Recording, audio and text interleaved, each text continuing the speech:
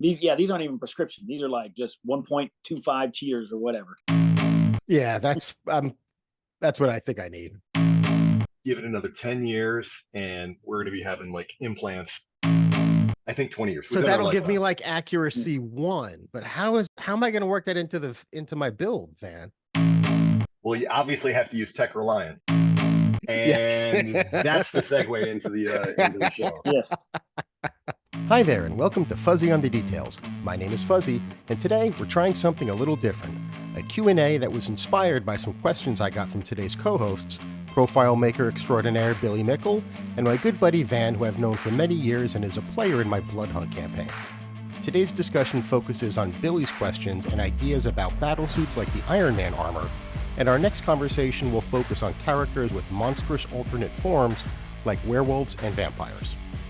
This is a little bit of an experiment, so here's what I would love to know from you in the comments. Would you like to see more Q&A content like this? Or more panel-type discussions where I bring additional perspectives to a conversation? Do you have questions of your own that you'd like to submit? Would you be interested in seeing or participating in a live version of this? As always, I'm only interested in moving the channel in the direction you would like to see it go. So please let me know your preferences and I'll do my best to accommodate. Thanks as always for your feedback, and let's get back to Billy, who's in the upper left of your screen, and Vann, who's at the bottom. All right, so before we start talking formal, I do think these are two questions that have the same root kind of conversation to sort of frame our thinking, and that's the game does a really good job of creating characters that are like Iron Man is just a fully formed hero. Yeah. It's Iron Man. It's not Tony Stark plus Iron Man suit equals Iron. Like they don't conceive of it that way. They don't differentiate it. And from my perspective, let me just say this out front, that makes the game not fully formed. If there isn't some mechanic to allow for their differentiation between Tony Stark and Tony Stark in his armor, it simplifies the game to the term I used was a cartoony as opposed to comic book. So, and I agree. I kind of agree with that. I mean, I don't know how you feel about it, Fuzzy, but I kind of agree with that because, like, if you notice on my one build, I built a Tony Stark, but my whole point was, and I kind of look back to the old Marvel Phase Rip stuff.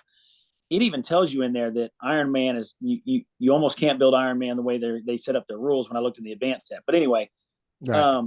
The key thing is the armor doesn't change his reason, intuition, and psych going back to the old Phase Rip. So if you were going to do something, how does the armor affect melee, agility, and resilience, and not affect the rest of the stuff? So how would you build that? Anyone that could be depowered in any way whatsoever. Vann and I were playing in a game where She-Hulk was depowered. And now it's just Jennifer walking around. And what are her stats? What are her stats? Well, you can make them up, but that's not the way they're conceived. Yes. If I were to do it, you have a rank 1 character that is Tony Stark, and you build him like a regular rank 1 civilian. And then the Iron Man armor grants you 3 ranks because Iron Man is rank 4. So it's Tony Stark plus, that's just the way I would do it if I was doing it from scratch. Now, what Vann and I were talking about is that in my reading of the whole book, like especially like the narration sections and even the little bits in the beginning, the game is not interested in telling the story of Tony Stark, right? There's some verbiage in there that I quoted you, Vann, that just says, this game is about superheroes. So I don't think narrators certainly aren't encouraged to tell that type of story. We're not given the tools to tell that type of story. So if you look at all of the adventures the game have put together, if you look at all 6 chapters of Cataclysm of Kang, you look at Murder World, I've read them all. There's no challenge in there where Tony Stark is away from his armor. Like there's no challenge in there that would deliberately hamstring a character. So it's not a question of if we wanted to figure something out, could we tell that story? It's just that I don't think the game is interested in telling that story. But players are interested in playing it that way. That's a different thing, right? And Ding, I ding, ding. 100%. I agree with you. I think there's room to explore superheroes at various stages of their development. The idea of building Tony Stark as a human being with remarkable intellect, you know, and you know what's the ego, logic, vigilance, building that up, I think is valid, because from my perspective, as a player, as a reader, Tony Stark, even without his armor, is a formidable presence. Granted, the armor grants the tech reliance, and the armor grants him ranks and grants him specifically powers, whether it's mighty or sturdy or all of those. And that I believe the tech reliance even has language that says you can link certain powers to the armor. Billy, I think I read some of the notes that you and Fuzzy had written earlier, about sort of like having the armor break down the powers as it gets destroyed, you know, so the armor can give him additional hit points, with the understanding it's you know, the same thing as like vehicles. You know, you've got 100 points of vehicle around you, and like once that 100 points is out, then your physical biological body takes hits. So as that physical armor takes hits, it starts going down. I think that's in this discussion of building homebrew rules, I personally would lean into that less than, oh, well, you know what, there's just not going to be a Tony Stark human being in this thing. I would really say, let's like differentiate between the two. Honestly, I think the idea of having a Tony Stark character sheet, have a Tony Stark in armor character sheet, and know that when you switch back and forth, they're there. I think that's reasonable. And also, I think the only thing that really kind of like threw me for a good sort of like question was when we were talking about when you guys were talking about Doctor Doom, because Doctor Doom is a double threat. Doctor Doom has Sorcerer Supreme level magics and sorcery. That's all inherent in his body. You strip his armor away, and he will still hold himself toe to toe with Doctor Strange. Hey, so can I add something to that real quick? I'm sorry. Yeah. So I do have a build where I built Tony Stark, and he was pretty easy to build. He's in my Google Drive, and then I built on the armor on top of that. I tried to do it with Doctor Doom, and it was so much harder to build him as a. My thoughts were building like, if you were building a person that would have an armor, they could only be a maximum of either rank 1, 2, or 3 max, and could only have what's special training or whatever, certain limitations. But anyway, Doom was so much harder to build because he has so many other abilities. You almost had to make him a rank 6. So I couldn't do it with Doom, where I could do it with Tony Stark, and I built him as a rank. I built Tony Stark as a rank 2 without any armor, and I was able to layer everything on and get him right to where I wanted him. I could not do that with Doctor Doom and give him his magic and some of the other stuff. And you know what? He doesn't have tech reliance. He doesn't have a tech origin. He's got only sorcery. Yeah, that's a miss. I think that's just a miss.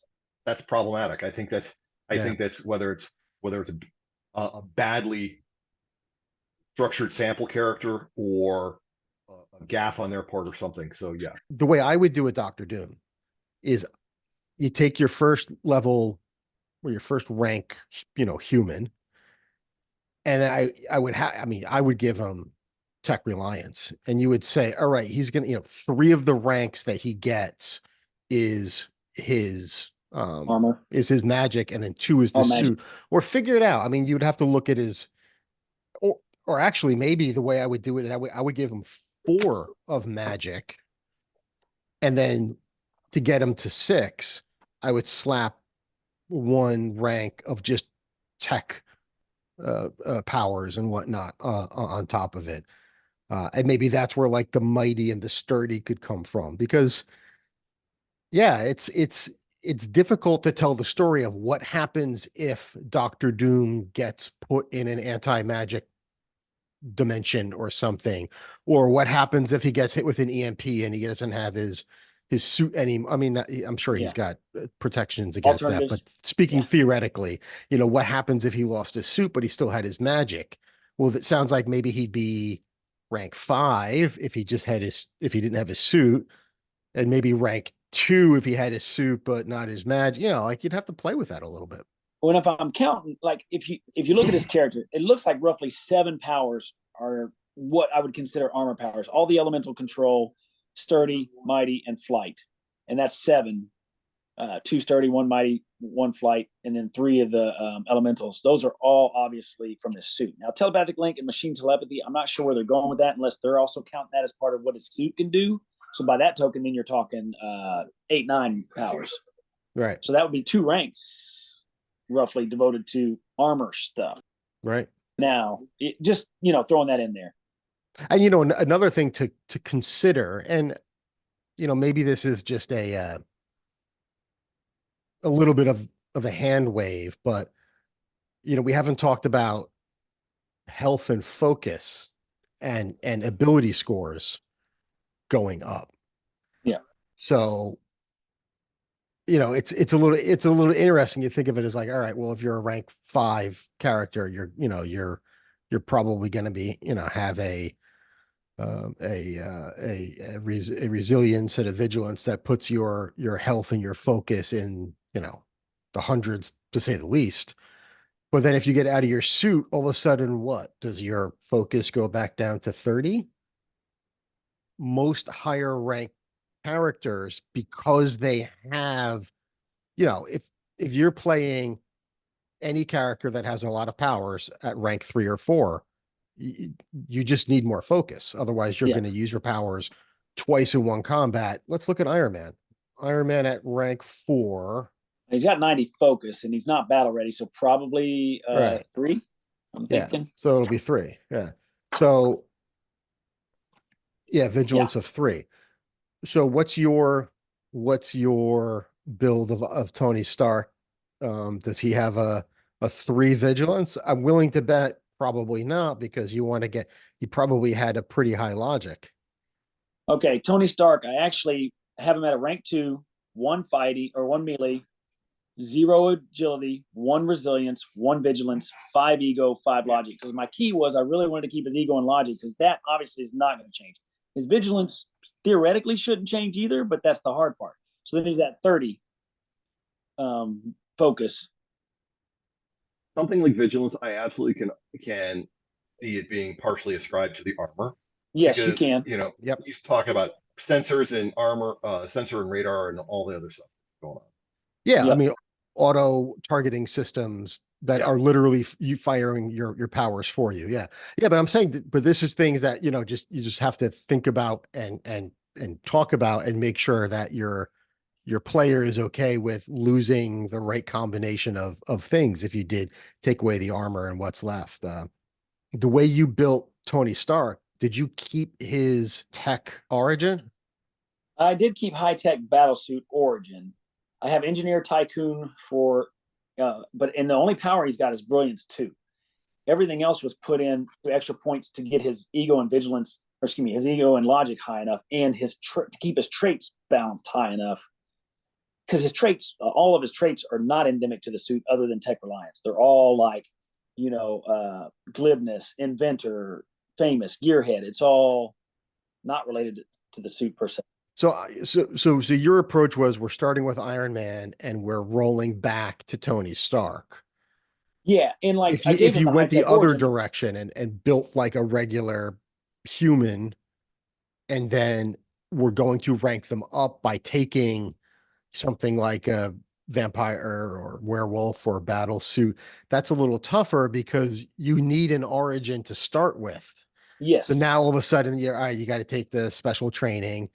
And like, look at War Machine, right? War Machine just has one origin, but everything we know from Rhodey, he was in the military for like ever the majority of his adult life. He was in the military. So he clearly had all of these years of special training.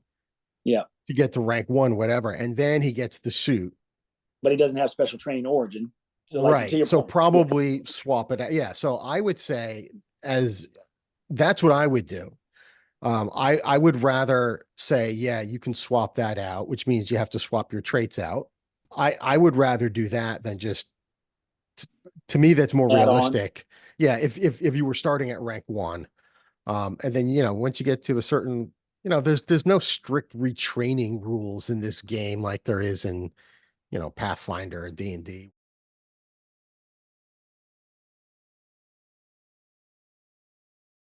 You'd almost have to, like you said, in session 0, cater it, because there are going to be some people that are like, hey, I want a scenario every once in a while where my suit is depowered or I'm playing this. So to your point, all the official Marvel stuff is let's play hero, hero, hero. So it's kind of like finding that balance. But I think part of what I'm seeing when I see people complain on Reddit or whatever about the whole Iron Man and armor stuff is they think he should have a little more. But part of that's taken away because you got to give Tony Stark so much points in, for ego and logic and a little bit to his brilliance, but that's not, I think they want his armor to have a little more. So I guess that's where you're trying to separate, but with the way it's built or designed, it's hard to do that, I guess. In my Tony Stark build, I gave him gadgets. Like I gave him like the glasses and I got wristwatch repulsor. It gives him elemental burst and elemental burst, sonic, or energy dazzle. So he has the wristwatch. It's a tech gadget. I made it a gadget, and I said maximum 2 uses for each power. So like once he uses it, it's done. But you could say he blocked with that. I gave him HUD, heads up display glasses, or Edith. Gives him ESP and heightened senses. Decryption bug device, machine telepathy, like what he puts on in the shield helicarrier. I gave him it. I called it decryption bug device. Gives him machine telepathy. I even gave him BARF, binary augmented retro framing glasses. Yeah, that was Nice. Gives him grand illusion, limited to 10 spaces. So I actually even gave him briefcase, contains light portable armor that takes 2 rounds to cover Tony. From Iron Man 2, yeah. Yeah, so I gave him stuff that he can play but that kind of helps him do some things. Right. And maybe the rank 1 is this really is Tony Stark sleeping at night, completely unconscious. And, maybe he's never going to put himself, even when he goes to the bank, he's going to have his stuff on him because that's who he is. He always wants to be in a position to help somebody. Himself. Yeah. So maybe you have like the Tony Stark rank 2, which is him just walking around, getting coffee. And then you can go all the way up to of rank 5 Hulkbuster or something like that.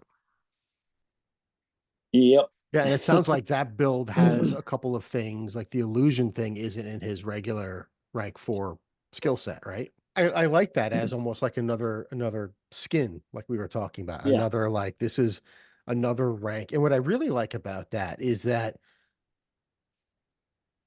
like, from a storytelling perspective, there are times you as a player might choose the rank 2 suit because it has maybe a power like the illusion power that the rank 4 suit doesn't. And if on a certain mission that he's on, that's more important. That's a very cool idea. I mean, just simply from we all know Tony Stark's got 50 plus suits of armor, and some of them are very specialized. You got stealth suits, you've got the Hulkbuster suits, you've got speed suits, you got, and so I think that might be something that would be interesting as a extrapolation of tech reliance on the power armor is based on their rank. They essentially have a suit for each rank. So rank 1, he's got 1 suit, and it's the gray standard steel one that we all know and love. Then it was rank 2, he starts to get the yellow and gold armor. Rank 3, he's got a better yellow and gold armor. Rank 4, he's got access to the Hulkbuster armor. And as he goes up in rank, he can change. And that actually might be the way to handle that. A regular character at rank 4 has the same power set that they have built up this entire time. But Tony is dealing with tech reliance. And so at rank 4, he now has 4 power suits, all with their own power sets that would be applicable to rank 4 that he can change out of. He can only wear one at a given time. The It's tech problem reliance. the problem is with his ego and logic being so high, you can't build in all the powers, and that kind of goes back to it. You can't build in enough power. Now, I did do some builds. I've got a Google Drive, and I know Fuzzy's probably seen it. I've got stealth armor. I've got Silver Centurion. I've got Hulkbuster. What I got? So I even built Veronica. Nice. So Veronica, her build is she's got 210 health, 150 focus, -3 damage reduction. And I'm surprised I gave her uncanny for some reason. Maybe so that she couldn't be hacked anyway. She has no melee and no agility, but 7 resilience, 5 vigilance, 1 ego, 7 logic. But what she does is she can make any of his armors into the Hulkbuster, which basically gives him +1 rank, +2 melee, +2 resilience, +2 mighty, +2 sturdy, healing factor, adds big trait, and immune radiation tag. Or can make them Thorbuster. It's all the same stuff, but it gives them immune magic tag instead. But anyway, basically she starts throwing parts to him. So it's more for storytelling. So I really like the idea of having a rank 2 build for like one suit. But I think you made a point that the game has a mechanic where you can't put more points into an ability score than what your rank or rank plus plus 3. +3. Okay. Right. Okay. That's why I made him rank 2 build, because then that gets him at 5 and 5. Right. Which is so my heretical approach to logic is the following. I don't think Tony Stark needs or should have a score of 5 of logic, because I don't think logic is intelligence. They had to use a word that started with L. So let's not pretend the word has any meaning whatsoever. So the first thing I do is I throw out the meaning, whatever the meaning of logic is, because logic has nothing to do with one's telepathic abilities, and that's what it impacts, right? Your ability to do, for Professor X to do telepathic damage has nothing to do with how smart he is. Absolutely nothing. Yeah. It's a mutant ability. It is not in any way tied to intelligence. So agreed. My take, and it's not like in D&D, your intelligence impacts the number of languages you have. That could be seen as a measure of intelligence. Puck, my version of Puck, and we'll see what the one that comes out in a couple of months is, because they've announced that's going to be in the X-Men expansion. But canonically, Puck has 17 languages.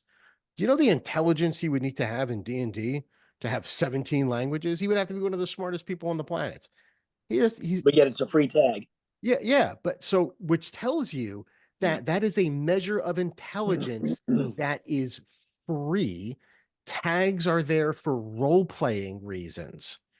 So that's a piece of evidence number 1, that intelligence is purely a role-playing thing.